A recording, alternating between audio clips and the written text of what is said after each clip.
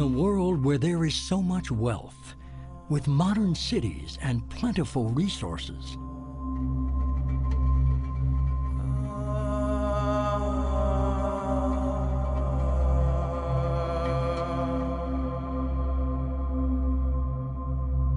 how can we still have so much poverty, where so many people must live on less than $1 per day?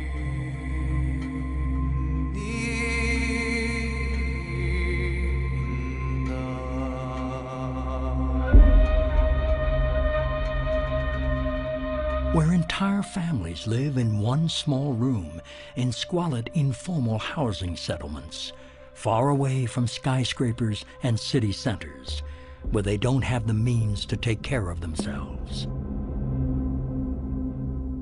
Hobbes's statement of the life being nasty, brutish, and short is a characterization of poverty. And there's no reason for us to take any different view than that. It's a question of understanding what it means in today's context, given the fact that there are means of enhancing wealth, means of curing illnesses and postponing death, means of making our lives comfortable. Given all that, if people still suffer from deprivation, well then in the present context we have to regard that as poverty.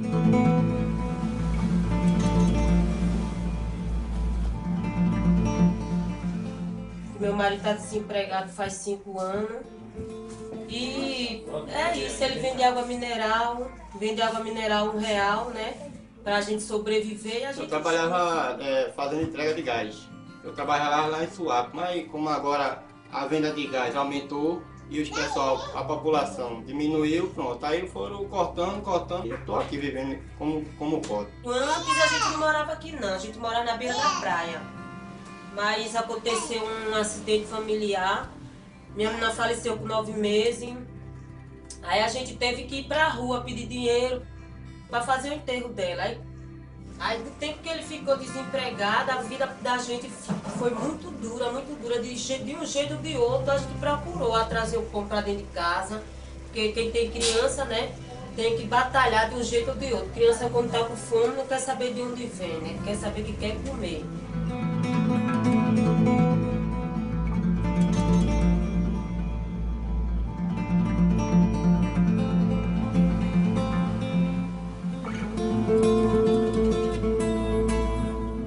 "24,000 people die every single day from hunger and hunger-related diseases, at least 24,000. And that doesn't need to happen. We have plenty of resources, so that shouldn't happen. It happens because of the system we've created. We can say, without a doubt, that this system is an absolute failure. From the most rational, objective, economic standpoint, it's a failure. Less than 5% of the world's population live in the United States. We are consuming over 25% of the world's resources and creating roughly 30% of its major pollution. That's a failure.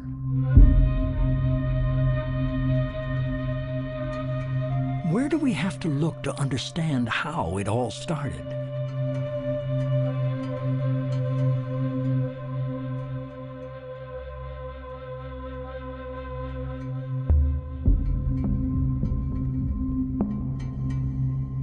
Where some started to become rich and others poor.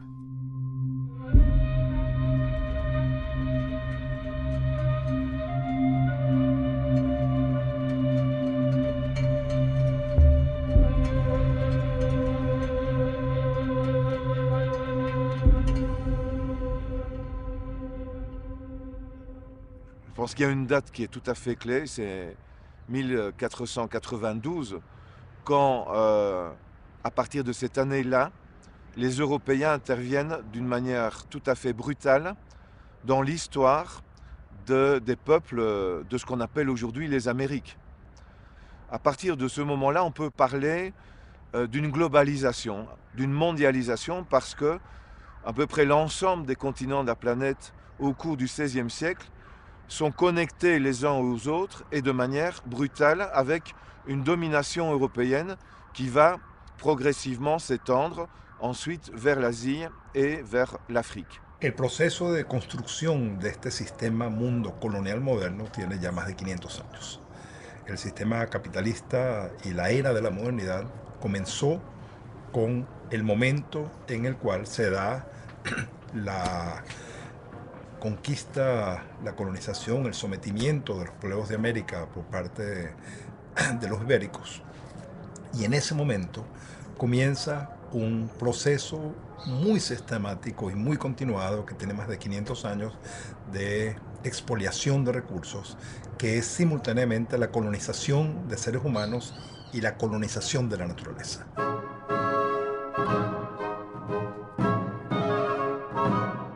The men who would be known as the conquistadors and the colonizers came from Spain and Portugal, and later from the United Kingdom and Holland. They stole all the riches of the Incas and the Mayas, all the gold and silver, religious artifacts, and jewels, and then started to confiscate the land, which destroyed the natural economy of the people. Such a practice had long started before in Europe, where the upper classes seized communal land from the poor families, thus depriving them of their livelihood.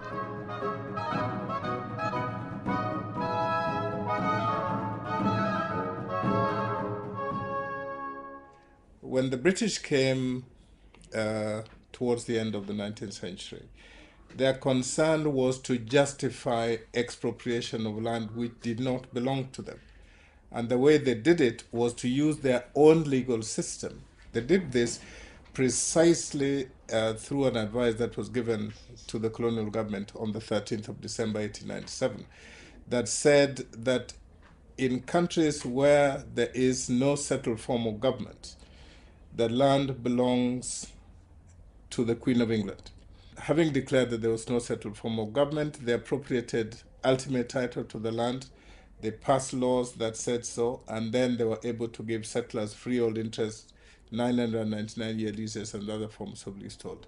Unas cuantas familias tienen como una gran cantidad de tierras que ni siquiera las producen. Y en desmedro de quién, de los indígenas, de los originarios de estas tierras, que no pueden acceder a esta tierra. ¿Por qué? Porque la ley INRA decía que por cada cabeza de ganado se le otorgaba entre 5 y 50 hectáreas. Es decir, por una cabeza de ganado le pueden justificar 50 hectáreas de tierra. Entonces, son tierras que ni siquiera se producen, son tierras de engorde que le dicen aquí, que lo único que hacen es hacer que estas personas puedan enriquecerse más a costa de estas tierras, sin producirlas. Entonces, estamos viendo ese tema, se está trabajando mucho, y son los latifundios, grandes latifundios que vienen desde la época de la colonia, ¿no? Que se ha ido reproduciendo este sistema.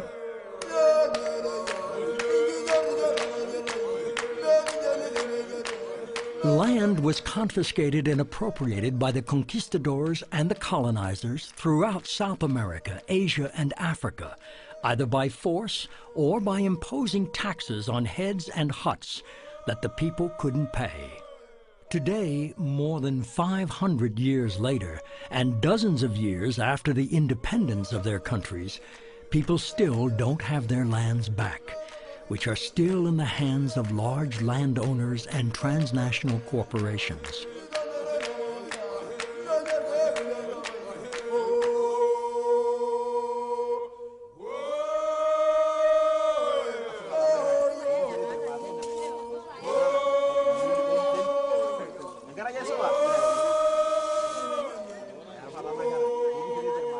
Yo kan kajar mas ani ne gara pakel tungana ko bullo retankishu apake do to lo papa ta yok ni toki aku ore dua pa yok irmasa na tungana ka leme yolo ni jaito kilen kirta ko ngishu yolo on tare do ngishu do na marama taro ngishu ore apake do ta doko ya ko na rishata na kata nikiti no rapake yo ora pa kabele to mapeti yo lashimpa na yanako bawake na manya yo ora pa ina kata neponu irmaasai taini irmaasai tekinopop peetumi apa atun ena toki apa najo paratiram nitaini apa tekinopop neponuni nearari irmaasai pookin omeshomo aapuo anyikaki noo magadi soda mpaka orpolosie tine. Ore ake enakata pee eishari enkitoria ooloibor netii apake ilapa tasati nkishu napalenkenye na ore dia apa peeponu nerokuni oloota entiolo ake olopurro olchambai oloibung'ita bibilia toliki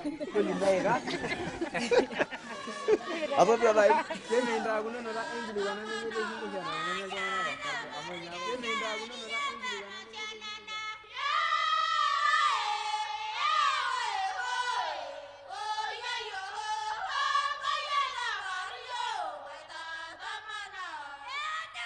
By becoming a British colony, you actually became a property, both the country and the people. And if you look at history, they were not, the natives were not recognized as human beings. So all of you are total property of the empire. In the particular district I come from, the natives refused to work in those plantations. And if they come to work, they come in their own terms. Sometimes they won't come. So, and that's why we introduced the labor laws through the Kipande system. Kipande system is a system of registration, where every male, the moment you turn 16, you have to have a labor record. And that's the one that is used for ensuring that all male labor has got to work. And that's why the colonial labor laws really were slave laws. Realmente en el siglo XXI vemos que todavía hay familias cautivas. Nosotros les decimos cautivas o empatronadas, pero son esclavas. Esa es la forma de decirlas. Son esclavas porque no reciben una remuneración por su trabajo. Son deudas que se transmiten de generación en generación. Las personas no pueden salir de la hacienda porque tienen una deuda con el patrón. Y no solamente es la persona, sino es su grupo familiar. Los niños trabajan, no van a la escuela porque deben trabajar. ¿A cambio de qué? De nada, solamente de la alimentación.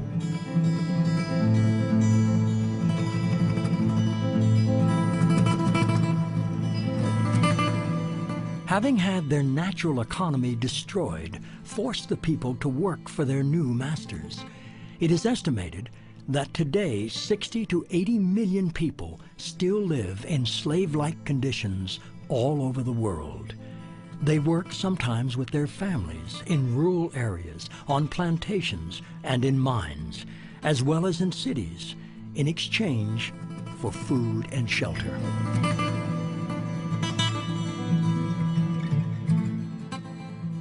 São Paulo is the largest state that produces ethanol in Brazil, and at the same time is the richest state. And just to give you an example, last year 17 workers died in the space where they work. They die of exhaustion. Another 419 workers have died in consequence of their work.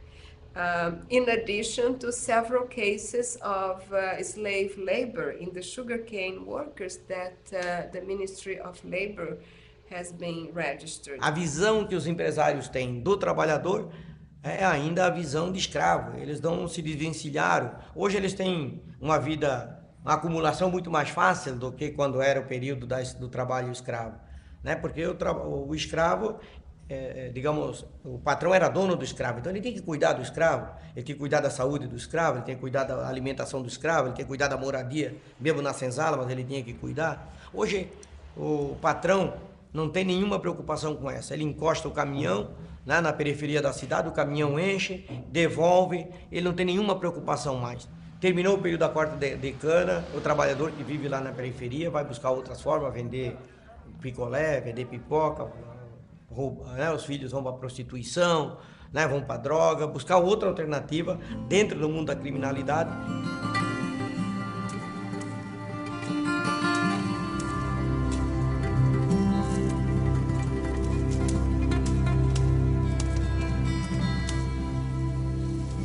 Chegamos aqui, a gente mesmo com uma boa promessa para aqui, né? Que ia ter aqui tudo em dia, garrafa, bota, tudo em ordem. Quando a gente chegamos aqui não encontramos. Entendeu? Para se levantar aqui de 1h da madrugada. O fogo não é bom mesmo, porque é 4 bocas de fogo para cozinhar para bem 80 pessoas. Tem que se levantar de 1h da madrugada para fazer o café, porque senão a gente tem que tomar café. E a água que a gente toma banho lá só tem ferrugem. A gente toma banho hoje, no outro dia a gente já está doente. E a gente para receber o material, como recebendo de pouco a pouco. no chapéu, depois veio as botas, e assim mesmo ainda tem gente aqui que trabalha descalço, porque não tem o material completo.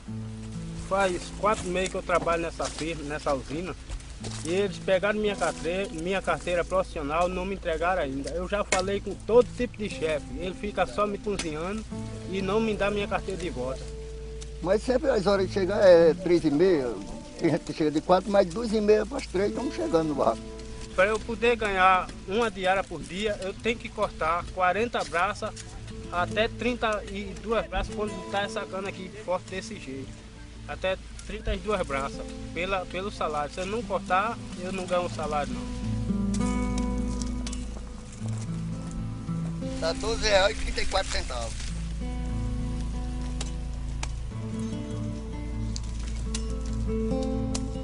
Eles não pagam certo aqui. Paga tudo roubando a metade, né? Não, o que a gente come é fuba mesmo, que é o comer do pobre.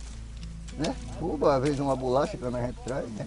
Compra. E o feijão mesmo, quando deixa para cozinheira, tem muito que deixa. Eu mesmo tenho 6 filhos, e o que eu ganho aqui, se eu for comer tudo aqui, eu vou para casa sem nada. O problema é o seguinte, o problema é porque ele arruma tem a casa para morada, né? Porque hoje em dia o pobre que não tem uma casa para morar, que estiver pagando aluguel, ele é um pobre de esmola, entendeu? Ele é mesmo que viver um congelado. Porque hoje em dia quem tem uma casinha para morar, 4 para ver debaixo sem pagar aluguel, ele pode dizer que é rico. E isso realmente é o que tem. Porque a pessoa trabalhando nisso aqui não tem condição de ganhar a vida. Desse jeito, é por isso que o mundo é empestado de ladrão. É modo disso, matando a pessoa. Emprego.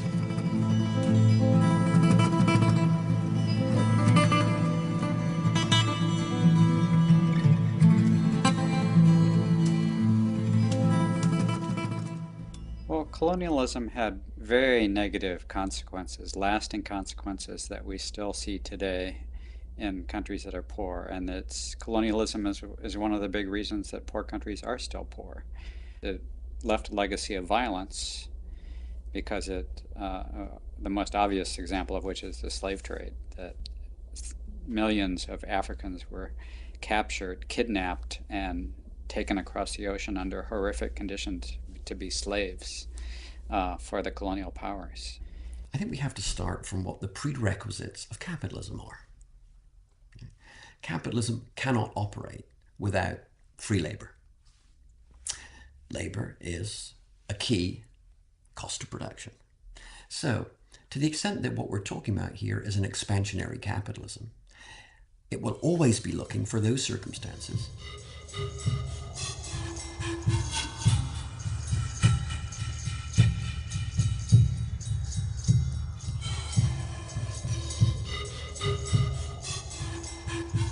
The European empires were built on riches stolen from the colonies and on cheap or free labor provided by the slaves.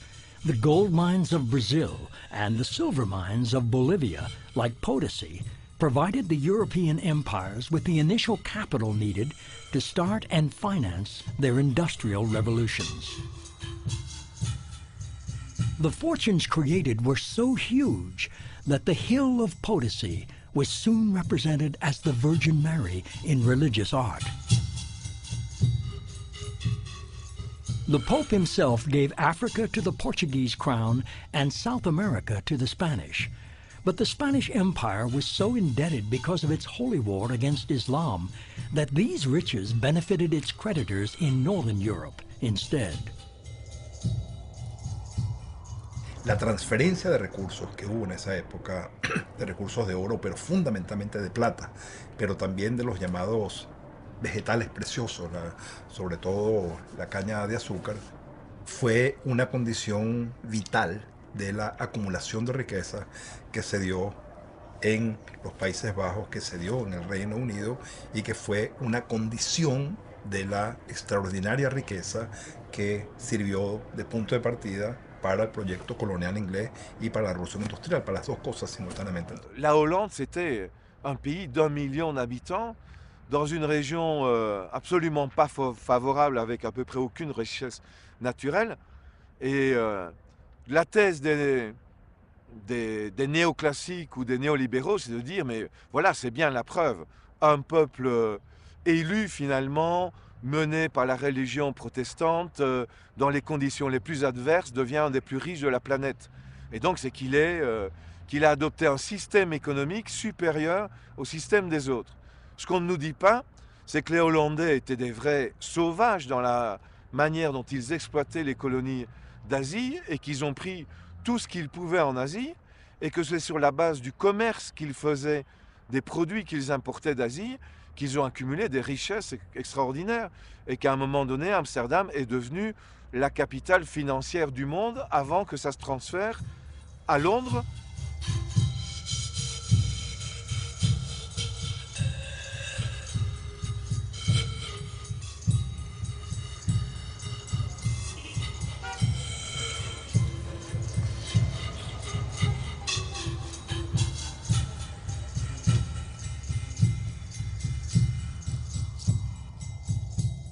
In Bolivia, in the bowels of the richest mine in South America, the miners of Potosi have built a museum to honor the memory of their ancestors and their loss. Y una ley que pone muy malo para nosotros se llamaba la mita. La mita consistía en trabajar dentro de la mina por 6 meses sin salir al exterior. Las personas tenían que dormir, tenían que comer y trabajar dentro de la mina sin salir al exterior. Por eso muchas personas han muerto trabajando en las minas.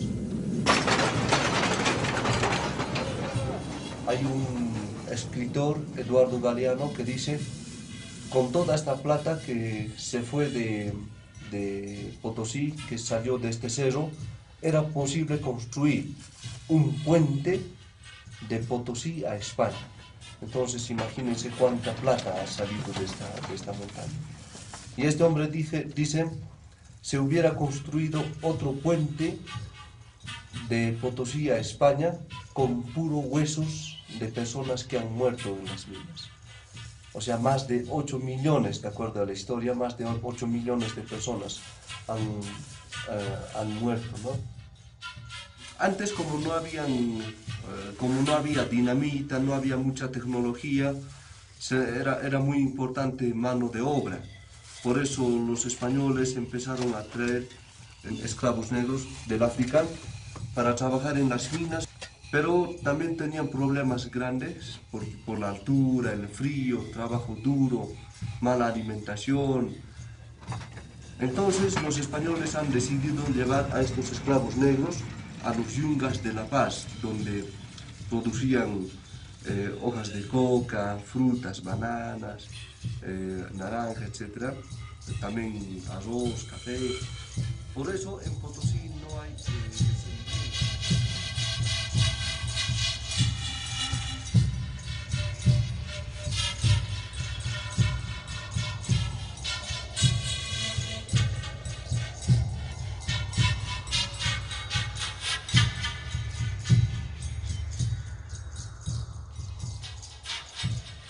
Les Européens auxquels se sont ajoutés assez rapidement l'Amérique du Nord, et puis plus tard, dans la deuxième moitié du 19e siècle, le Japon, qui est devenu elle-même une grande puissance coloniale, qui a fait beaucoup de mal en Asie au cours du 20e siècle, se met en place donc à partir de la fin, dans la deuxième moitié du 19e siècle, ce qu'on peut appeler la triade, à savoir Europe occidentale, Japon, Amérique du Nord, qui commence à dicter au reste de la planète les règles du jeu et impose un modèle économique qui est le capitalisme. El primer componente es de que nos insertamos al contexto de un mercado mundial y de una expansión del capitalismo planetario como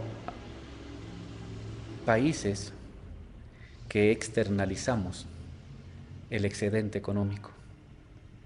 Es decir, hay colonialidad en tanto la riqueza que se genera por el esfuerzo humano, por la riqueza natural, no se retiene en el país, sino que se externaliza, sale para afuera.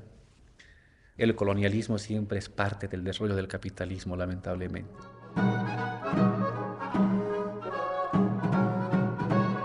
To maintain this level of wealth extraction, the conquerors needed to keep their colonies in a state of dependency.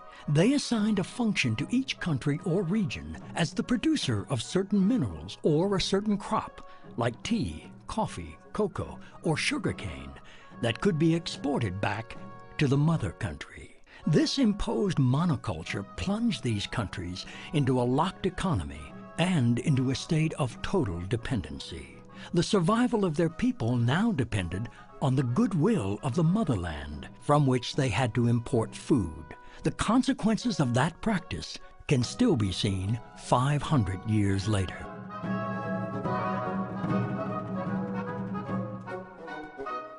Dada ya la liberación de independencia, no hubo liberación económica, porque nosotros dejamos de ser una colonia de España para ser una colonia de los ingleses primero y después una colonia de los Estados Unidos de Norteamérica.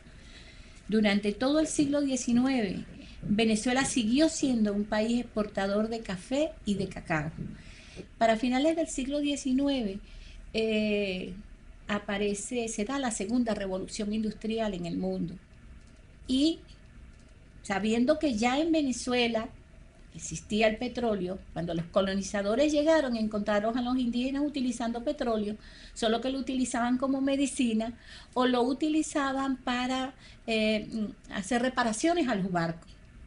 Y entonces Venezuela sí se hace más importante. Ya no va a ser un país agrícola, sino un país minero, minero petrolero. Our government needs to stop thinking of Brazil as a colony. You know, the policies we have right now are the same as we had in the period of colonization.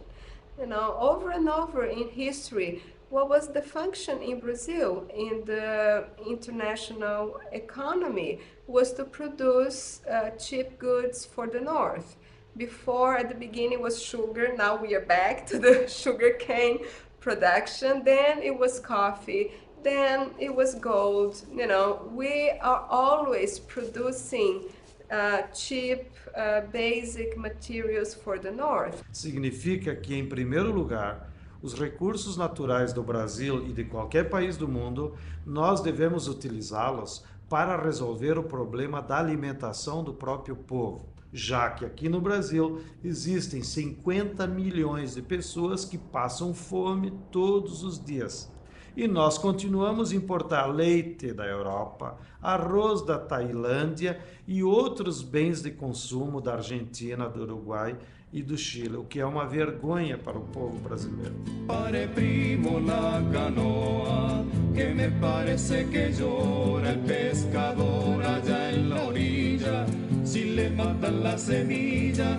Yo sí, cabeza de 8 familias, o sea, entre 8, mi esposa y 5 hijos y 3 nietos. Una niña necesita atención médica seguido, pues. Necesitaba una escuela especial y donde vivíamos se hacía demasiado imposible, pues. Porque todo el tiempo he trabajado en la agricultura y he vivido de la agricultura. Entonces conseguimos este terrenito acá y bueno, poco a poco, como hemos ido pudiendo, hicimos la casita. Hemos ido sembrando árboles frutales y todo. Tengo trabajando en la agricultura 47 años. De esos 47 años fui perseguido hasta hace 7 años. Porque éramos perseguidos por la misma gente del gobierno, que entonces mandaban la guardia, mandaban los otros cuerpos al Ministerio del Ambiente. Mira, tengo bastantes vecinos, compañeros de trabajo, pues, de la agricultura, que fueron metidos como vulgares delincuentes 48 días presos por trabajar la tierra. Entonces te digo, ahí habíamos alrededor de 600 familias y quedan 6 familias. ¿Qué te digo? Ellos querían sacar todo lo que se llama agricultura para puro importar.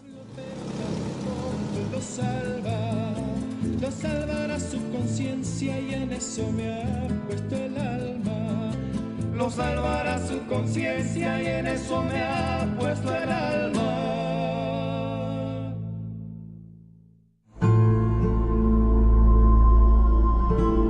Having obtained natural resources and free labor, The Europeans now needed to create new markets for their own productions.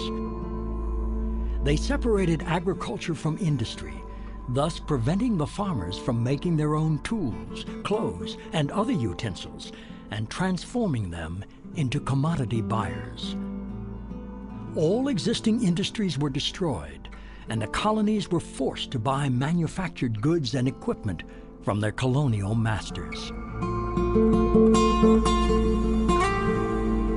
Parce que les Hollandais ont détruit l'industrie textile d'Indonésie et ont construit une industrie textile en Hollande, aussi de céramique. Et des textiles et des céramiques qu'on vous présente comme des produits hollandais, c'est en fait des techniques qu'ils ont copiées en Indonésie, notamment à Java, les ont amenées en Hollande et ont fait la richesse de l'industrie. Destruction des structures politiques, des structures sociales, des structures, des savoir-faire aussi. Je pense à la destruction de l'artisanat indien, la fameuse phrase de Marx parlant des plaines du Gange qui sont blanchies par les ossements des tisserands indiens. C'est très précis. En XVIIIe siècle, l'industrie textile indienne était nettement supérieure en qualité à l'industrie textile britannique. Les Britanniques ont détruit l'industrie textile indienne et ont interdit qu'à l'intérieur de l'Empire britannique, on puisse importer des draps et d'autres produits manufacturés des colonies. Et donc on a tout produit à Londres, en copiant aussi les techniques indiennes. Et alors à partir de Londres, on a exporté du textile, des cotonnades, vers l'Inde et on les a imposées en Inde. C'est une œuvre d'exploitation, de spoliation et de destruction de ce qui existait sur place. On a à la fois cassé les cadres sociaux et les structures, mais aussi détruit les moyens de subsistance. J'ai parlé tout à l'heure des tisserands indiens, et c'est clair qu'en Inde, quand on regarde chronologiquement l'apparition et le développement des famines, ça correspond aux destructions des structures artisanales, de la propriété paysanne, hein, des réformes foncières imposées par les Anglais. Those challenges are still there. Some of the settlers, when they moved from this country in 1964-65 up to 1970, now they benchmarked their operations in Europe, and therefore we became the producers of raw materials, and they were now the agents for marketing and processing. Therefore, all the value addition of our crops were done away from Africa. Because like roasting of coffee, just to pick that particular crop, is done away from Kenya. In fact, you are aware that Germany, which does not have a single bush of coffee, is the largest exporter of coffee. Tea is the same. The tea that you consume in Sudan, you take it first to Europe, then Lipton brings it back to Sudan and a number of other countries in Northern Africa and a number of other countries. One of the legacies of colonialism is that the poor countries of the third world are continuing to export raw materials, and the countries of Europe and North America produce and export finished products. This stems from a practice that was developed long ago, and the intention was to make sure that the countries of the third world remain backward and remain dependent and are never able to develop. So to this day, they are continuing to survive on the export of raw materials. That has always been to the disadvantage of the country exporting the raw materials, and it gets worse each year.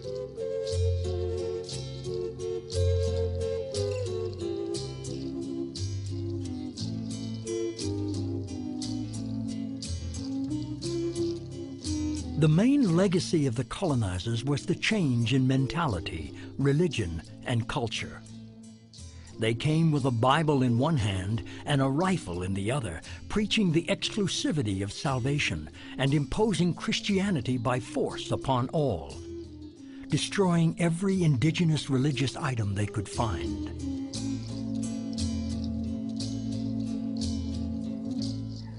Bien, hablando de la colonia, es un poco doloroso recordar esto. Desde ese momento hemos olvidado nuestra cultura, nuestra lengua, nuestro idioma, nuestra escritura. Por entonces los aymaras somos más antes, llegaron los incas, en esa época había una cultura muy diferente y teníamos nuestra propia escritura que eran los quipos y actualmente eso se ha perdido, no lo tenemos, nos los han robado. ¿Para qué? ¿Para qué nos han robado? Para someter a su capricho, a ser servientes de ellos. La conséquence la plus importante et qui remonte précisément à l'une de ces formes de la colonisation qui a été la conversion religieuse, le travail des missionnaires, etc., c'est la colonisation mentale, la colonisation de l'imaginaire, l'imposition d'une culture, un impérialisme proprement culturel avec ce que ça implique comme destruction des structures mentales, conception du temps, de l'espace, et ce qui a eu comme effet, en fait, de provoquer dans ces sociétés une perte de sens.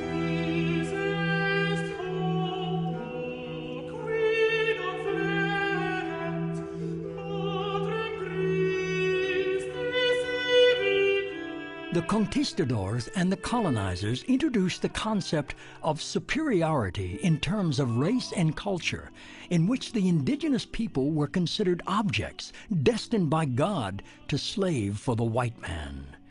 This created millions of marginalized people who still today have not recovered their place in society.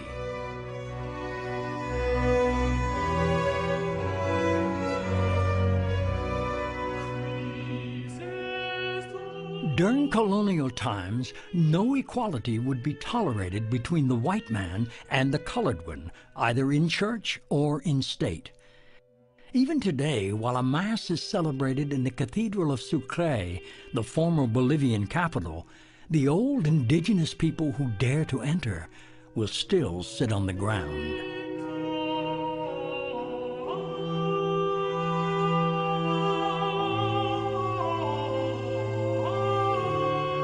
At the same time, in the next-door chapel built for the indigenous people, a local band tries to recapture their lost culture and tradition.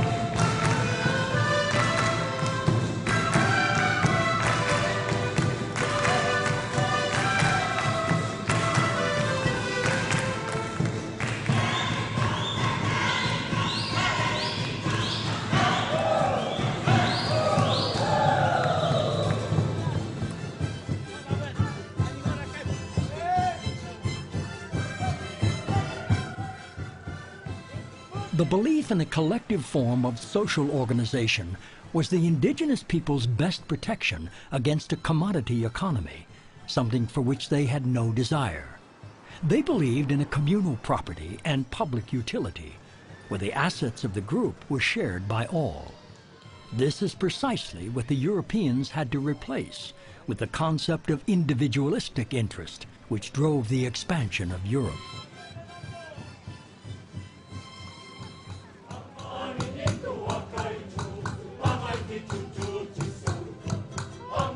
Part of the purpose of Europeans in the early age of exploration was to take Christianity to people around the world.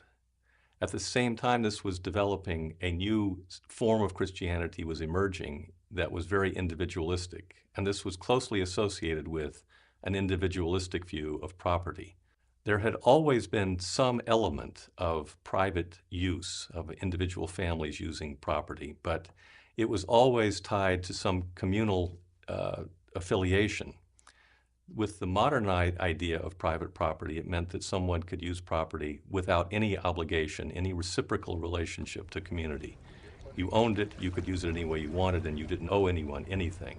In a sense, this was a system of everyone for himself, and you could say this is the beginning of capitalism. So during this period, we have a marriage of a religious idea of individualism with the idea of individualism in owning private property. I mean, you may not be able to abolish poverty and have usher in the golden age by just saying, eradicate private property, everything will be all right. That won't work, and we have to recognize that it won't work, and the temptation to go in that direction may have to be restrained by realism.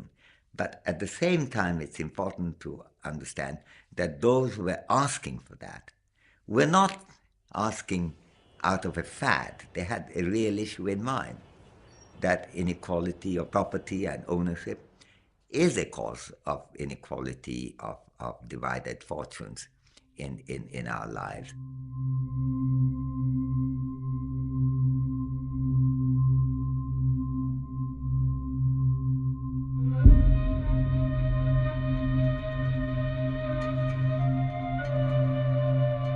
The accumulation of resources in the Northern Hemisphere created this huge imbalance, making the North extremely wealthy, allowing Europe to develop its industries and to create consumer societies, while people living in the South became destitute, only able to watch their natural economy being destroyed and replaced by a commodity economy.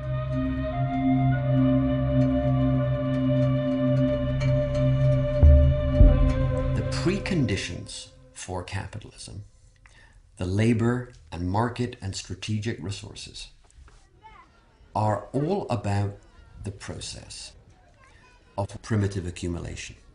You have to dispossess in differing ways to do all of those things. You can only get someone to work in a factory if they don't have access to land. That's a dispossession. Something can only become a market if it's taken out of a non-market context. Something has to be bought and sold. It can only be a strategic resource precisely if, in fact, you exploit that resource. Primitive accumulation is not something that happens once. It happened in this way under specific circumstances in Brazil in the 16th century. But primitive accumulation is recursive. It happens time and time again under different sorts of conditions. Of course, there's an enormous amount of hype about this, but the reality is, of course, we're no less dependent on key strategic resources now than we were in 1890.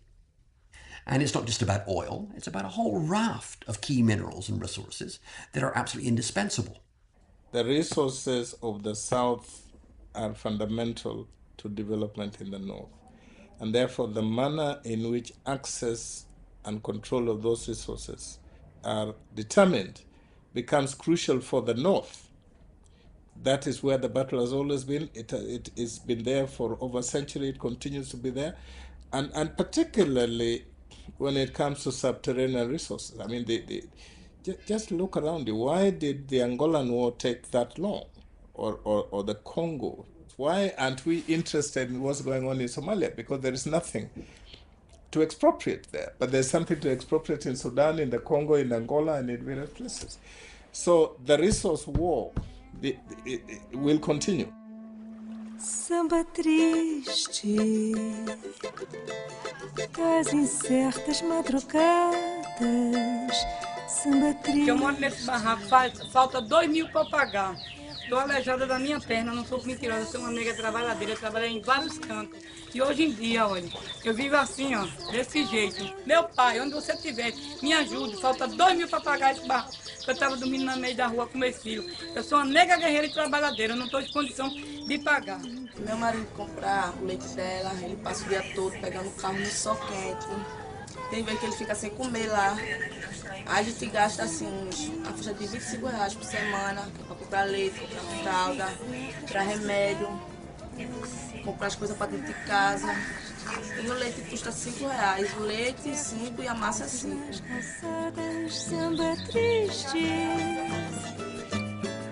de São Paulo na neblina. Muita gente que não tem um pão de cada dia em casa, não é isso? É, sou tapioqueira, me parece, mãe. Eu tô em casa, né? É? Ai, quando tá fraca, eu vendo 10, vendo 7, entendeu? Às vezes só vendo 2, às vezes não vendo nada e volto. A de coco é R$1 e a de queijo com coco é R$1,50.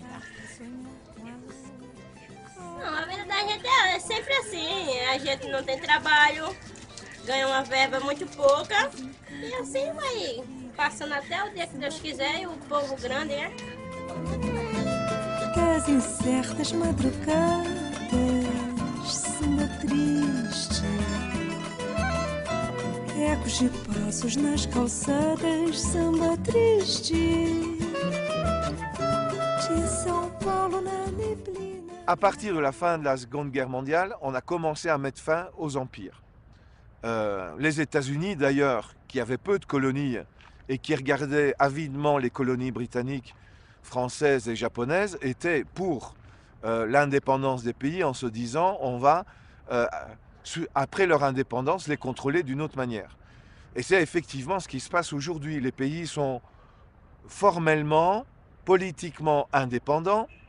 Ils ont leur propre gouvernement, mais ils sont dans un ensemble institutionnel qui réintroduit une forme de néocolonialisme, puisque toute une série de politiques qui sont appliquées dans les pays du Sud, endettés, sont dictées à partir de Washington, du siège de la Banque mondiale, du Fonds monétaire international, ou doivent se soumettre aux règles adoptées dans le cadre de l'Organisation mondiale du commerce basée à Genève. Well, the sort of world order that the West and basically the United States and to some extent Western Europe have tried to maintain, it's very post-colonial in the sense of we don't try to directly politically control these countries, but we want to integrate them into an international economic order and to some extent political order. And so even the very definitions of development, the very definitions of local industry and so forth, it's all geared in a very natural way to the needs of the North and extracting resources, extracting cheap labor, not creating genuine foreign competition. So if you're going to have cars produced in Africa, we'll come do it for you there and we'll use your workers and so forth. And so in that sense, it's very much a subtle form of an empire, but not an old-styled empire. It's a very subtle form, and that's, anybody with a broad historical perspective is not surprised.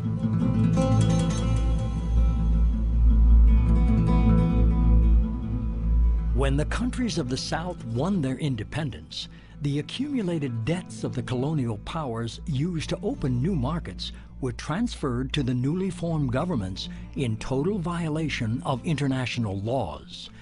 The only solution offered by the North was more debt with extremely high interest in order to repay the initial one. These newly formed states immediately lost their sovereignty and became even more dependent upon the northern countries, which could then dictate policies on agriculture, trade, and customs, and give special privileges to foreign corporations, such as monopolies over mineral extraction or monoculture exploitation.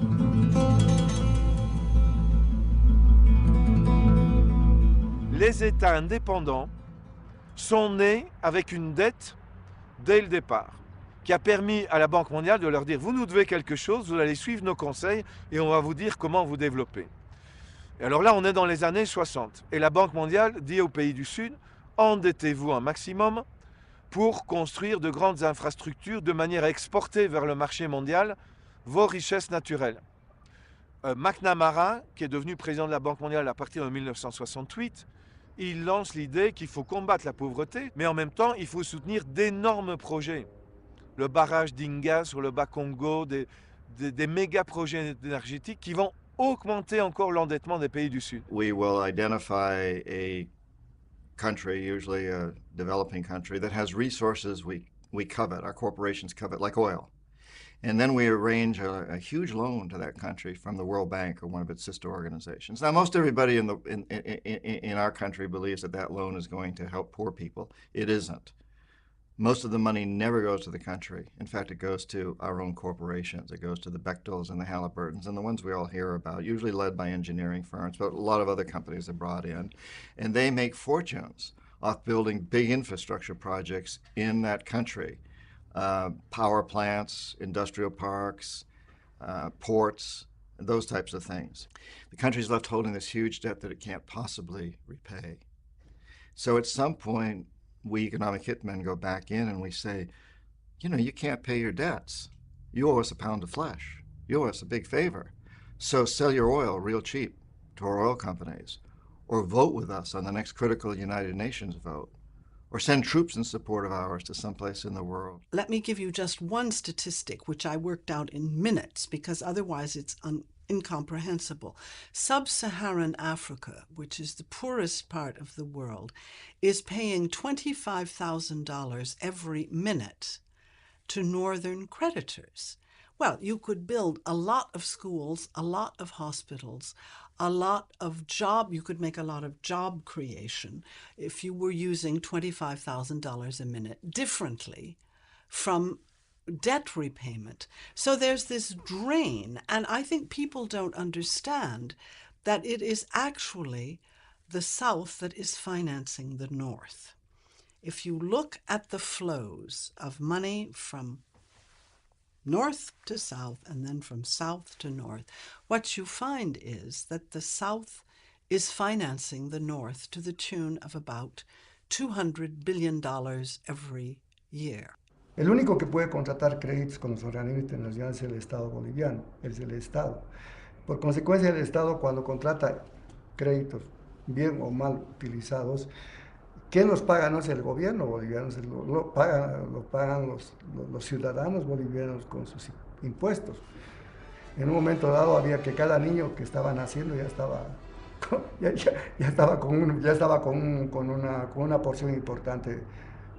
Con una porción importante de la deuda. Y es más, un país que tiene una deuda, un stock de deuda de 7.000 millones de dólares y que tiene 8 millones o 9 millones de habitantes, dividamos la relación y esto casi coincide con el Producto Bruto Interno.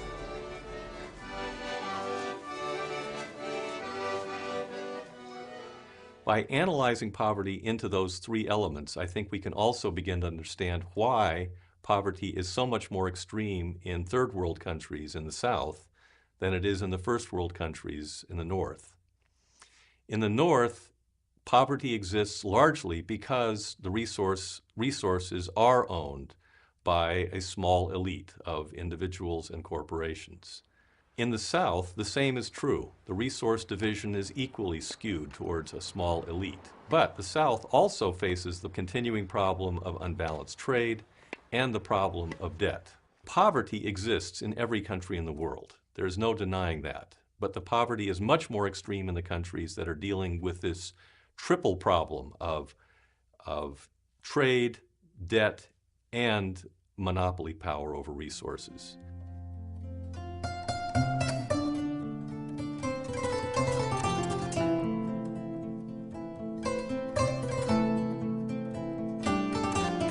By the beginning of the 20th century, the entire Third World had been split up among the powers of the North.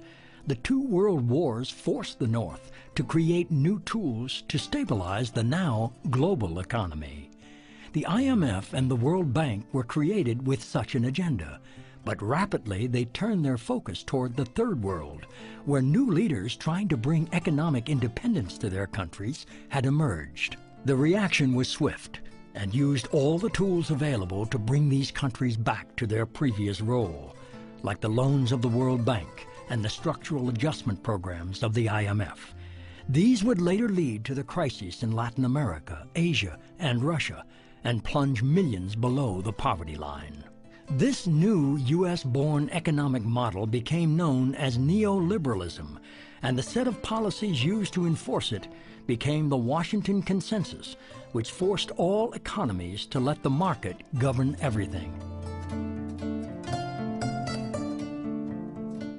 El proyecto neoliberal es un proyecto de transformación profunda de estas sociedades.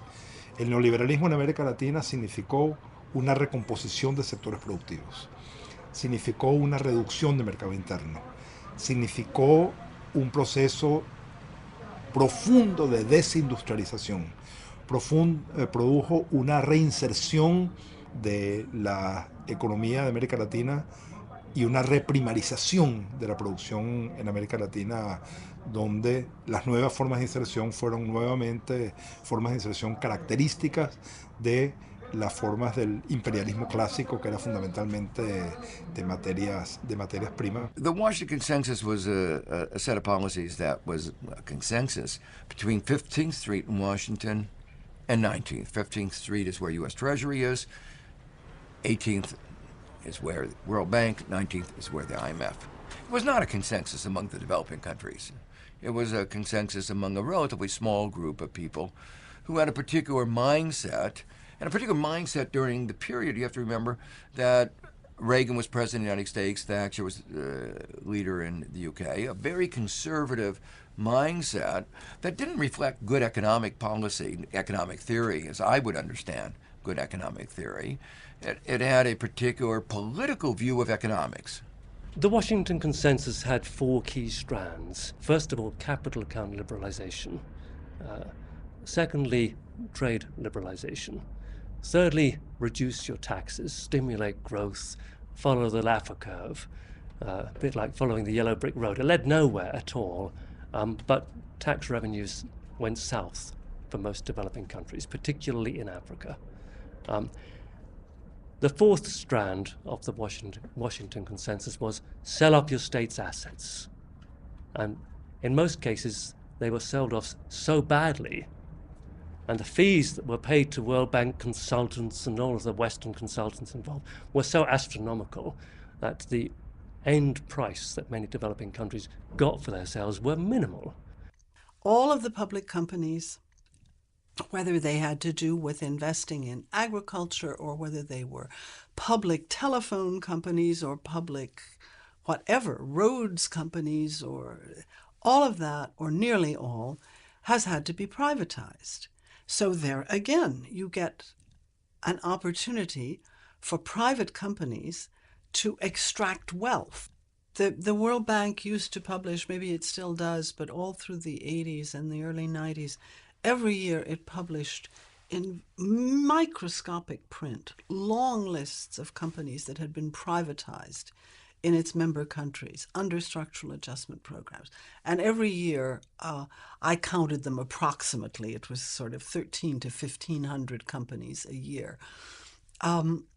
They were sometimes bought by local elites.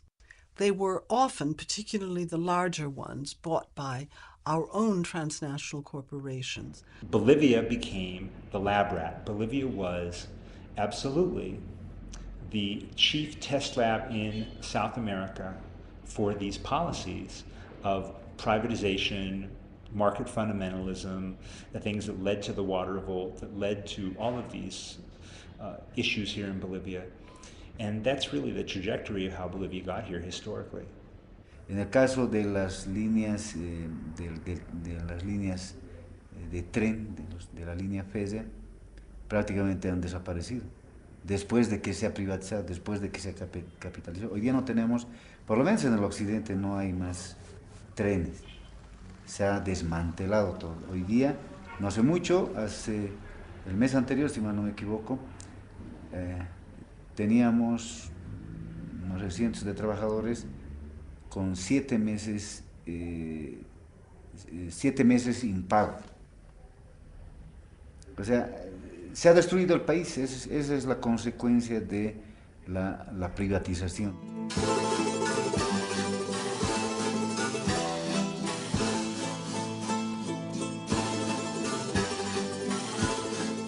El gobierno boliviano, por decisión e imposición del Banco Mundial, decide privatizar el agua y para esto el gobierno toma dos medidas. Primero, la redacción de una ley de agua potable y el contrato de concesión por 40 años con la empresa transnacional Bechtel. It was like the last thing to privatize here because the governments before already privatized everything, you know, railroads, airlines, telecommunications. So like water was the last frontier to cross. Actualmente yo gano 35,50 centavos es nuestro jornal que ganamos. Somos jornaleros, no somos así. Nos paga por día que paga trabajar. Yo voy a ganar 60, o sea, voy a llegar a pagar 60 bolivianos. ¿De dónde voy a cubrir para el agua? Solamente para agua. Para comer no hay. Para vestir, para la familia no hay. Some parts of the law said that all the water sources suddenly will not belong to the communities or to the people or neighborhoods. They will belong to the water company now. Suddenly, these things that were common were not common anymore.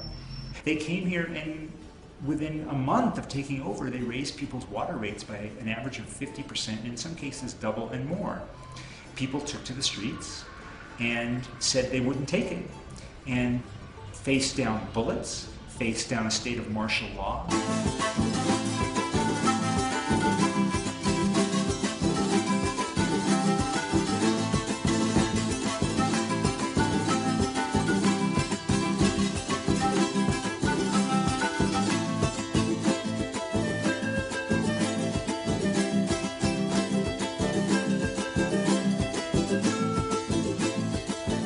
Ese llamado no solamente afectaba a las cooperativas o los pozos de agua, sino que también estaba incluyendo en las aguas de lluvia inclusive.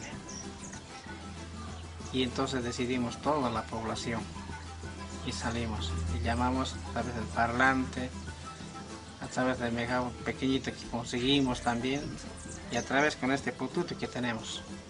Y eso es lo que más alerta a la gente con putito. Les alertó, porque ellos son de la gente, mayormente son del campo, y en el campo se maneja solamente pututo, no tenemos parlante ningún índole, ¿no? La guerra del agua viene de las áreas rurales, viene no solamente de esa agresión del capital transnacional, del Banco Mundial, de los gobiernos neoliberales hacia el patrimonio colectivo de la gente, sino ante todo esta privatización es una especie de, digamos, de aberración a nuestra concepción y particularmente la concepción que tienen las comunidades originarias, las comunidades campesinas, de que el agua es la sangre de la Pachamama. Y así la guerra ha sido de muchos recuerdos para nosotros, porque en realidad cuando ha habido heridos, muertos, en esos momentos nos están hablando, pero no, la gente estaba furiosa. Era morir o vivir. Era uno de los dos. En realidad, para mí, no se podía dejar, digamos, para nuestros hijos, hijos de mis hijos también, dejarlos así, porque todos vivimos del agua.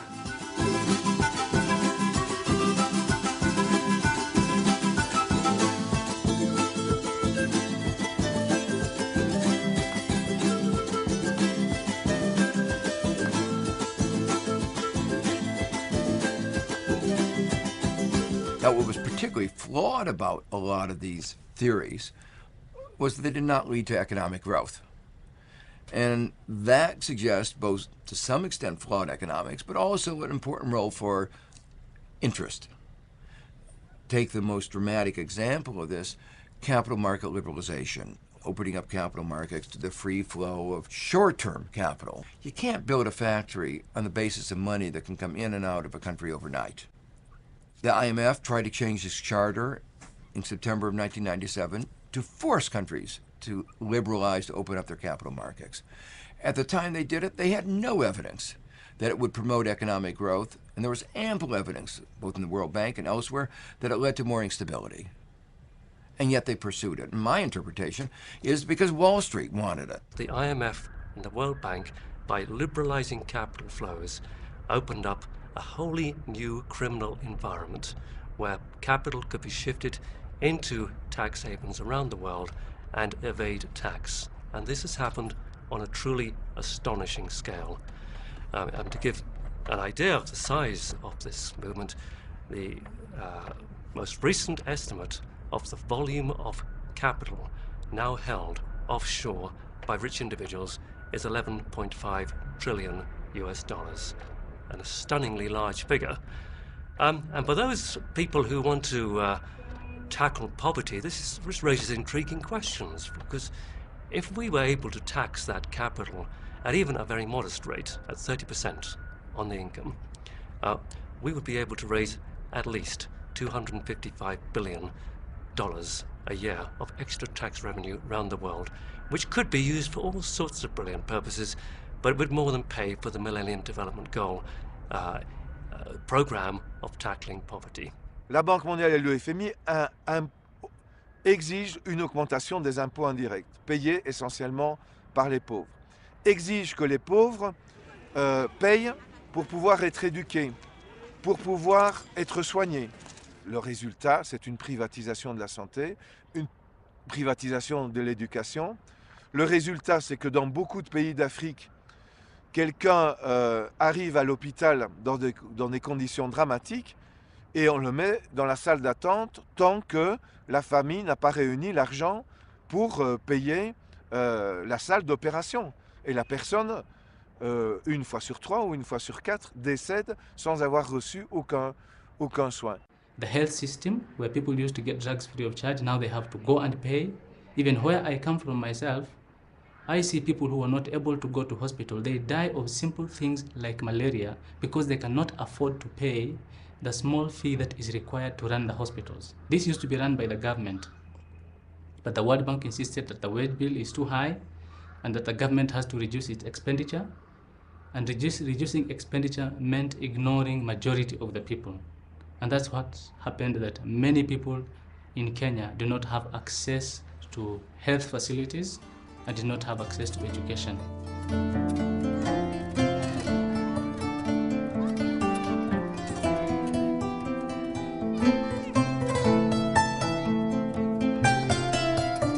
We are 3 children. I'm Joseph. This is my sister, she's Helen, but she's disabled, and my other brother, he's called Josephat Odongo, and he's also disabled. So among the 3 of us, I'm the only person who at least can do something. I'm not at school because I'm supposed to pay 4,000 for the exam fees and 10,000 for the school fees, and my mom is earning 3,000, so I'm still at home. I cannot get the money. Okay, I can say life in the slum is very hard. Okay, sometimes we do go without even eating supper now. The small that we have, we do share among ourselves. Some people are eating 3 meals per day, and for you can just have 1 meal a day. And also when you go to school, we have different types of people. And also there's some discrimination there because you're not of the same class with the other students. I do feel discriminated because you can find the things which they're having compared to what you have. They'll just laugh at you because you're just a slum dweller. Let's say when someone is sick, even going to the hospital, it's very hard and to buy the medicine. So maybe we'll just stay at home and take some tablets from the shop for around 10 shillings, and we cannot afford to go to the hospital.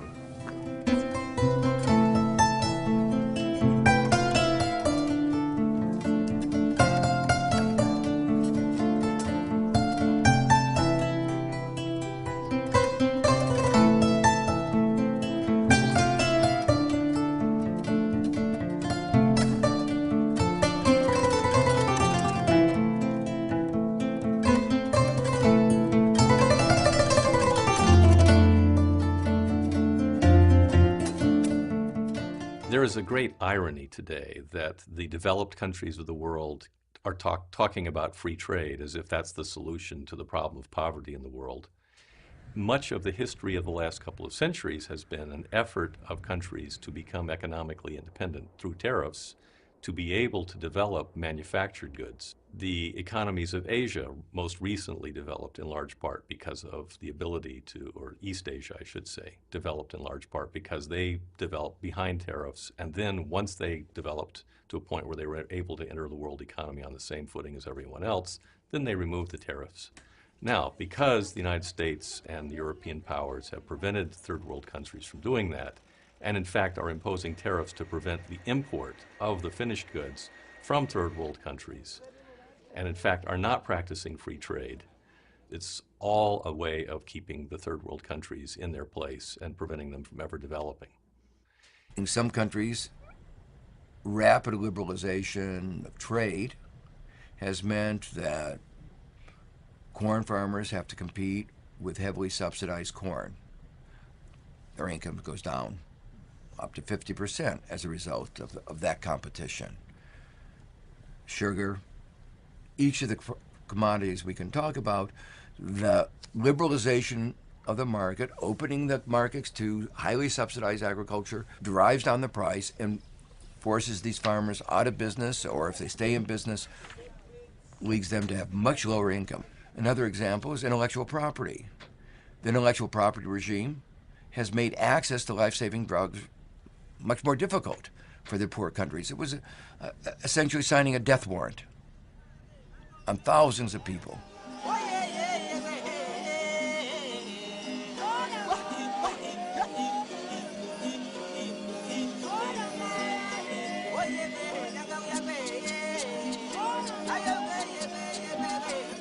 These people you see over here, they are pastoralists and agriculturalists. It is livestock farming that they depend on. They cultivate maize. Now all those is gone. Now, come the year 2003, they told us that government is coming to invest here. Instead of seeing government, we saw a very unique company. This is a company from USA, Edmond, Oklahoma, USA. The company is called Dominion Group of Companies. This company is investing here, is in collaboration with Kenya government to invest here. Wan kaka jomodak e area ni, wabedo kwang'iyo loso gik moko kaka lote makonyowa koka pesa kata gik moko kaka cham makonyowa koka yo chiemo. To kuom hau marach ni waneno mana ka Dominion beto, to Dominion guro beacons, to dakika mogik Dominion yao pikni.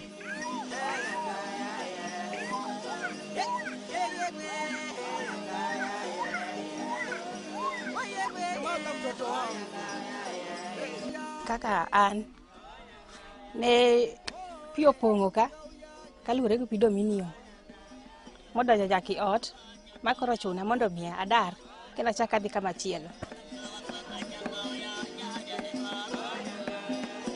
Yote ilikuwa chakula huku, wote paka huku kulikuwa chakula.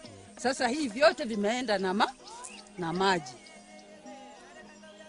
Tokiso pida, tonyo weno biro maduong ero, mogoli ero.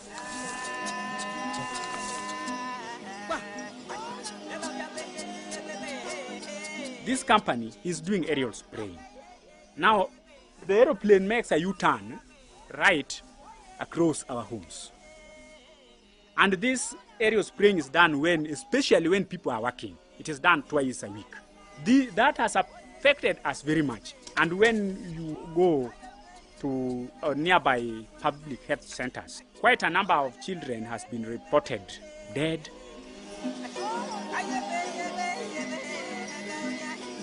Donge kane pi biro ne nyaka winj koyo, malaria, nobet mang'eny, suna, jamba be ne othote nikech kaka ne pi odonjo mopongo jamni e duol. Jamni go othote. Maonge kata achiel modong'. And it's quite unfortunate that what he produces there, the little that he produces there, are not sold to us. They are ferried to America. They are taken back to America. So we, the local people, the land is ours. We gain nothing from that land. It is the American government gaining, and maybe some corrupt government officials. So we are now subjected to a life of servitude in our own ancestral land. And we don't feel like moving away from that land. This is our ancestral land, and whatsoever we won't move out of this land.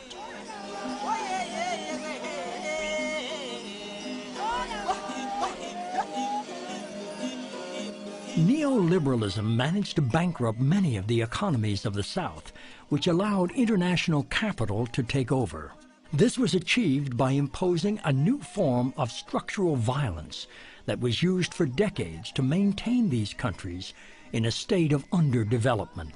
Such violence was implemented by the dictators of the South and their repressive apparatus, which finally brought social unrest that was unkind to the free market economies.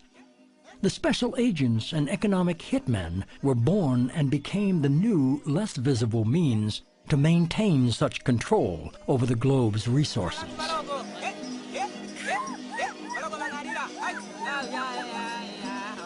If we don't like what a democratically elected leader of another country is doing, for example, opposing the exploitation of oil in his country, someone who looks like me will walk into that president's office. I had the job at one time.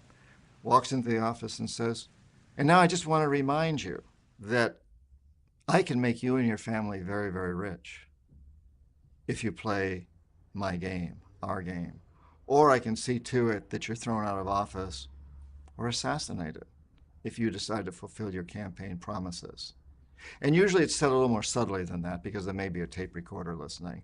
But they get the message because every one of those presidents knows what happened to Arbenz of Guatemala and Allende of Chile and Roldos of Ecuador and Lumumba of the Congo and Torrijos and on. The list is very long of presidents that we have had thrown out or assassinated. There's no question about that. And they all know this. So we perpetuate the system that way. Here you offer from this pocket, you offer a few $100 million, corruption. Or from this pocket, you offer subversives, jackals, to go in and overthrow the government or assassinate the president. And this has happened time and time and time again. Usually the economic hitmen are successful, so we don't need to send in the jackals. But on those occasions when we're not successful, as for me, I failed with Omar Torrijos in Panama and Jaime Roldos in Ecuador. And so the jackals were sent in and assassinated these men.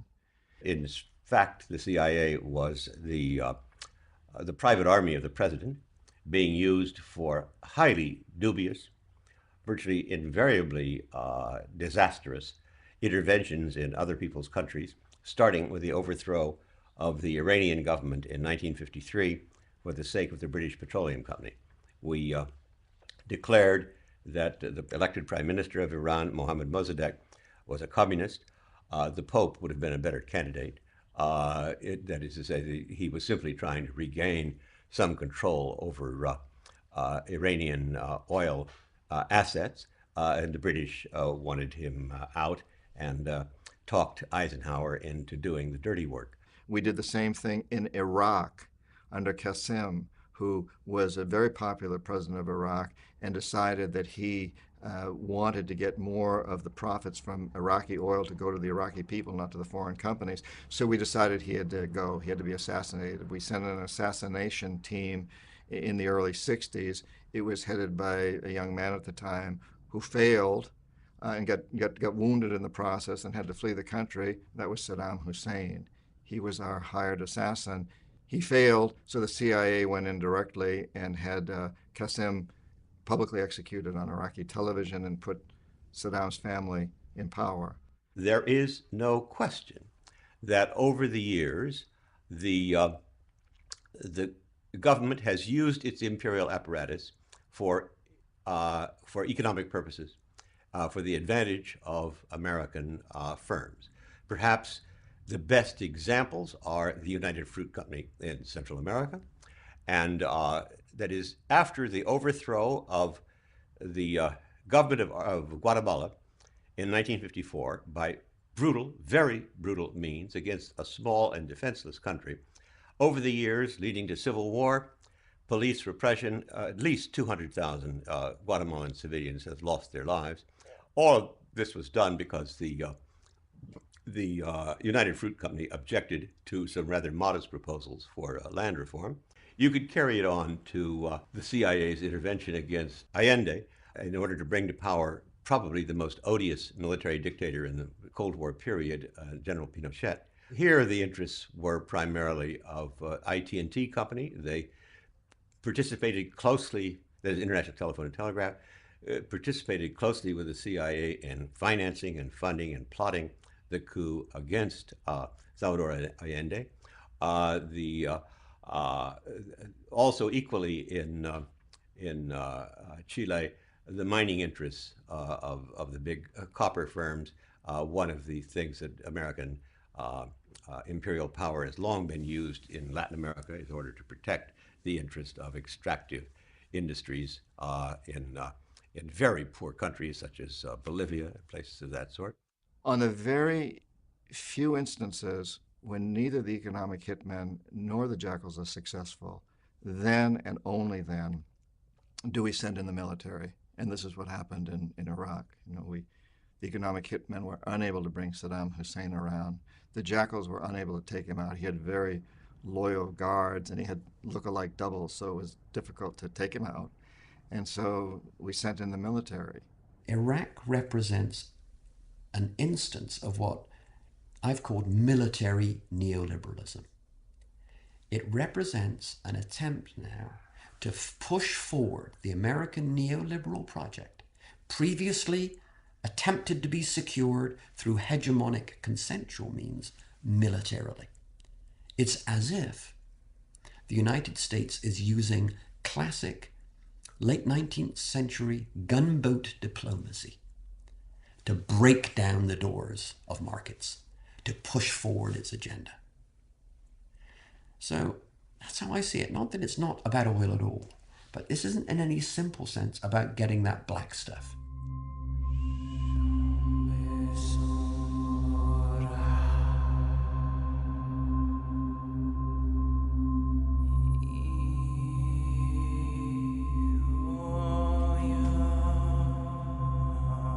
For decades, poverty reduction and development programs have failed to confront the different forms of power and the structural violence that hold more than 2/3 of the world in dire straits. Our chosen economic model has created a global situation in which today, less than 25% of the world's population uses more than 80% of the planet's resources, while creating 70% of its pollution.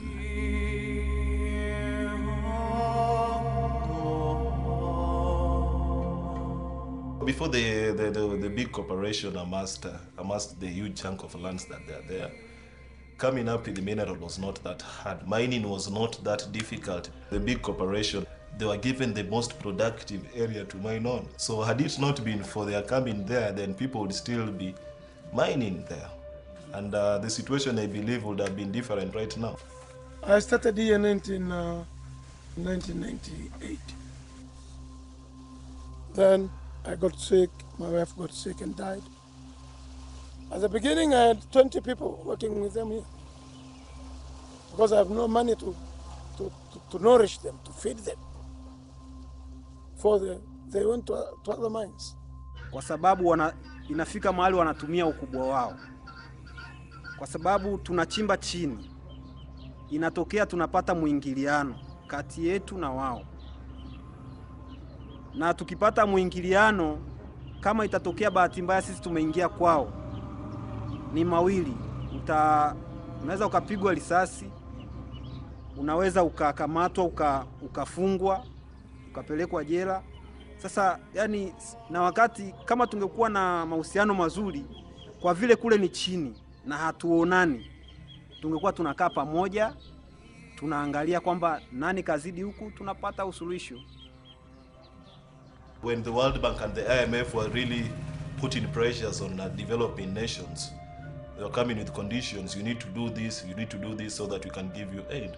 You have to allow investors to come in and help you people to create jobs. That's actually not giving jobs to the locals, so that's what the problem is.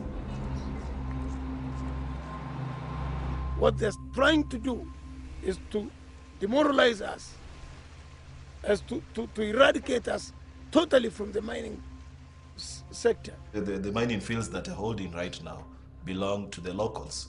So once you take something from somebody, then you leave him with nothing. It means that people have been left in, people are being impoverished here severely by the coming of the big companies here. A lot of money has been siphoned out of the country as a result of this trade. So the money that would have been otherwise used for the locals here is being siphoned in some foreign countries.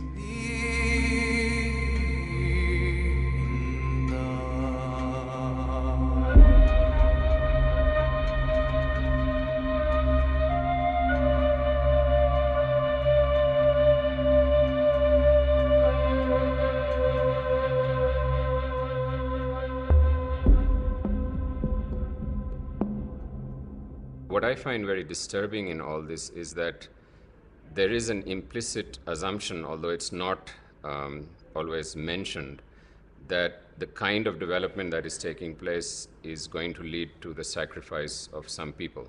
So there is a very dangerous kind of an assumption, and we see it actually happening on the ground, that many people will have to suffer, many people will have to be forced into homelessness, landlessness, some will have to die, because we are following a particular economic model. And we will get to those people when we will get to them. So I think the old concepts of trickle-down theory, the old concepts of growth for the sake of growth are all very much alive. And this is very disturbing because we have evidence from around the world, whether you look at Latin America or Africa or Asia, that these policies have not worked. How is it possible to explain the paradox of poverty? How is it that in countries in which there is growing wealth, there are actually more poor people than there were before? In short, how is it that we can explain why trickle-down economics does not work? Why doesn't wealth trickle down from the rich to the poor? There are a fixed amount of natural resources in the world, and those who own the resources, land, air, water, and so on, are able to charge higher and higher prices for them as an economy develops. In order to understand that, I think it would be useful to consider a fictitious example of what would happen if we lived in a society in which there was only one oasis that had all the water, which everyone had to come for their water supply. If a single person owned that water supply, that oasis, we would all be forced to pay as much money as we were able to for that water. Now, further imagine that if you lived in that society and you were having to pay huge amounts for some resource that could in fact be owned by all because it came from nature, and there's no particular reason for one person to own it, after a while, or perhaps even in short order, you would begin to feel intense resentment, and you would begin discussing among your fellows, what should we do about this? And you can imagine that there would in fact be an eruption of violence as people began to try to overthrow the people who owned that resource and take it. You take away their resources so you can have it, so what do they get left? And as time goes on and that resource no longer is so valuable, gold, nobody really cares that much about gold these days, which is what the conquistadores were after. But today, those same countries, a lot of them have oil. And so we took away all their gold, we destroyed their cultures, and now we're saying, and now oil's the big one, and we're going to take that too, or gas, or whatever, or water, whatever.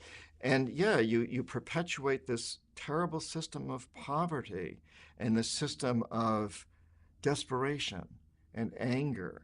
Terrorism is directly linked to our policies with resources.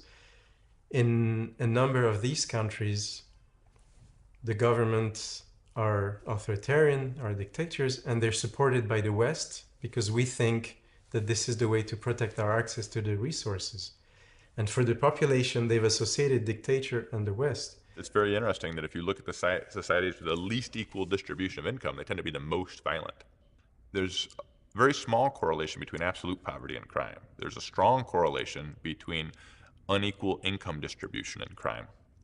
So you look at the poorest societies, they're not at all the ones that are the most violent. It's the ones that have the biggest discrepancy in incomes that are the most violent.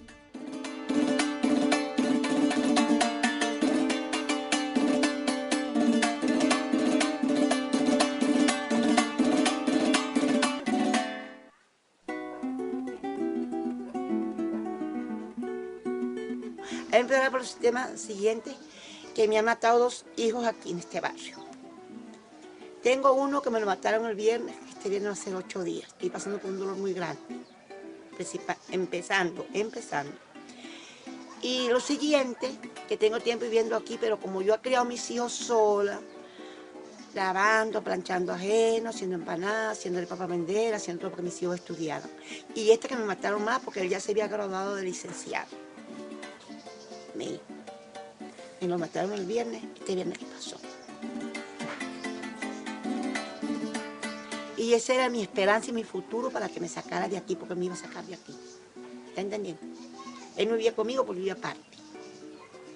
Pero él que me ayudaba todo el tiempo, no me fallaba con mi familia. Y yo, porque yo he sido todo el tiempo enferma, he sufrido de hambre, y luchando así para que mis hijos no se cansen de estudiar, siempre mis hijos estudiaron. Siempre mis hijos, me ha gustado que mis hijos estudien.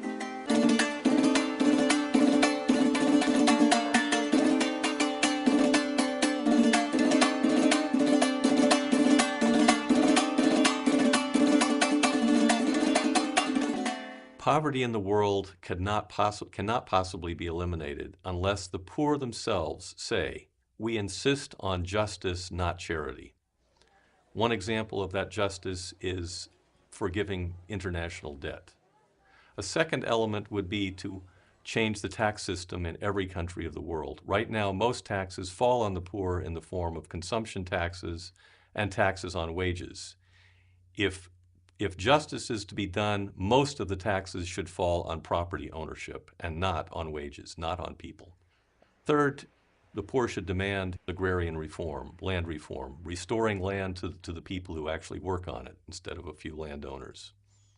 A fourth thing is to end privatization of natural resources. We've seen in Bolivia what's possible, where the Bolivian people actually took back the water that had been given to Bechtel, and they forced Bechtel out of the country, and now the Bolivian people once more own that water. No solo lo que se narra como cuento histórico y como mirada de futuro para los países del sur es una ficción, sino que esta narrativa impide el reconocer que la apropiación de recursos por parte de quienes en el planeta utilizamos los recursos más allá de lo que nos corresponde, hace imposible que las condiciones de vida de la mayoría puedan siquiera llegar a un nivel de dignidad. As long as you can dump it, as long as you can kill Iraqis rather than increase the price of gas, and as long as you only get Bangladeshis or poor people in New Orleans to pay the price instead of you having to drive less and take the metro or the bus or walk, our society is geared toward that choice. And the poor people and the helpless people and the unlucky to be in the places that will be in the front line will pay that price first. Famines are effective market solutions. They reduce demand. So if we leave it to the markets, that's what we have. If there's not enough food, then some people will die, and that reduces demand and the market is balanced. It's an effective market solution. So if we want to avoid such radical solutions, we need to find ways to redistribute and share what we have and get that those that use a lot more start using less, so that there's still enough for everybody. The resources of nature are given to all of us, and yet a handful of people and corporations have control of them, oil companies being a prime example that everyone is familiar with. If we could enable everyone to benefit from those resources, we could end poverty. And the way to do that is by restoring the idea of the commons. It means that the value that is currently gotten from those resources, that is currently being privatized in the hands of the corporate shareholders of oil companies or mining companies or real estate syndicates and so on, instead of it being privatized, it would be made available, be shared by all. That's basically what the commons means.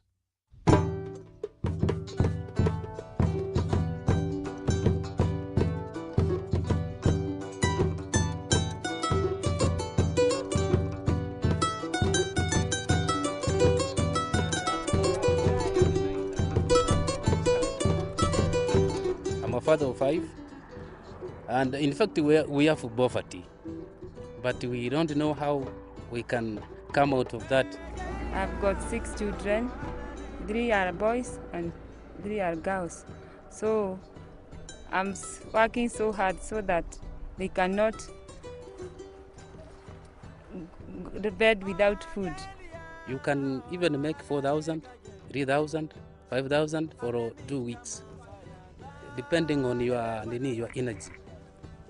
And nowadays in Kenyans, whenever a person who working a job or blocking, he already working a small, a few months per year. By year, he getting 3 months or 4 months, which is better. When there is no rain, there is no enough food, so you can go to the shopkeeper, borrow there until when the rain comes. That's why we are so back that when the rain comes, you must pay that money first so that you find something to eat. Sometimes we do get hunger. We do get hunger through that farm. Because our stomachs are very small, because we don't have every time food, so our stomach are very small. It is now about 20 years where I'm suffering.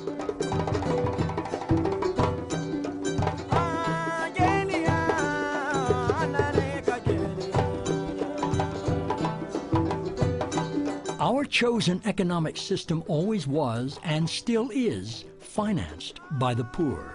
They did so first by giving up their land and their access to natural resources, then by financing its expansion through debt repayment, unfair trade, and unjust taxes on their labor and consumption. In addition, by forcing the poor to overpay for energy, food, and other basic necessities, the North ensures that poverty will deepen and inequalities will increase.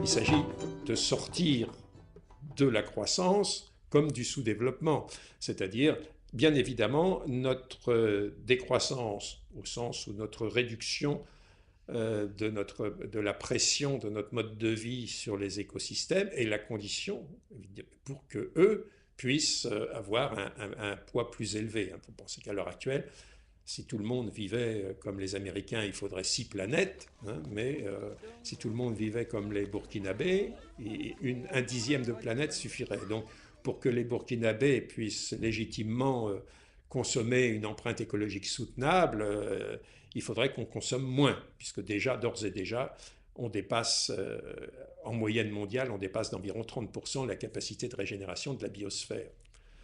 Donc c'est effectivement notre décroissance est une condition nécessaire pour qu'ils puissent résoudre leurs propres problèmes, pour leur donner un peu plus d'espace de vie. O nos emancipamos todos o nadie se emancipa. Y quienes creen que están muy bien porque tienen la comida caliente, abundante, el agua en la casa y creen que ya lograron todo, eso es falso. Eso es muy temporal, eso es muy eventual. Mientras haya gente que no tenga agua para beber, su suerte, su estabilidad es frágil. La estabilidad para que cada persona en su país o en mi país pueda garantizar verdaderamente su bienestar y si otros también tienen bienestar. Finalement, la décroissance, c'est essentiellement une réduction de l'empreinte écologique, réduction de la toxicodépendance, donc réduction du travail, redécouverte d'autres dimensions, réduction du gâchis, réduction des déchets, etc. Si on voulait être vraiment rigoureux, il faudrait parler d'accroissance, comme on parle d'athéisme, hein, c'est-à-dire de ça qu'il s'agit, sortir de la religion, de la croissance, de l'économie, et repenser donc une organisation sociale. Alors je dis souvent aussi, la croissance, ce n'est pas une alternative, c'est une matrice d'alternatives. C'est sortir de ce totalitarisme économique pour réouvrir la voie à une histoire plurielle, hein, chaque groupe humain, chaque société devant définir au fond sa propre civilisation, sa propre culture, ses propres valeurs, les retrouver ou en réinventer d'autres. I know that my daughter, who's 24, and her children are not going to have a stable, sustainable, and sane world unless every child born in Ethiopia and Indonesia and Bolivia also has that expectation. This is a very small community.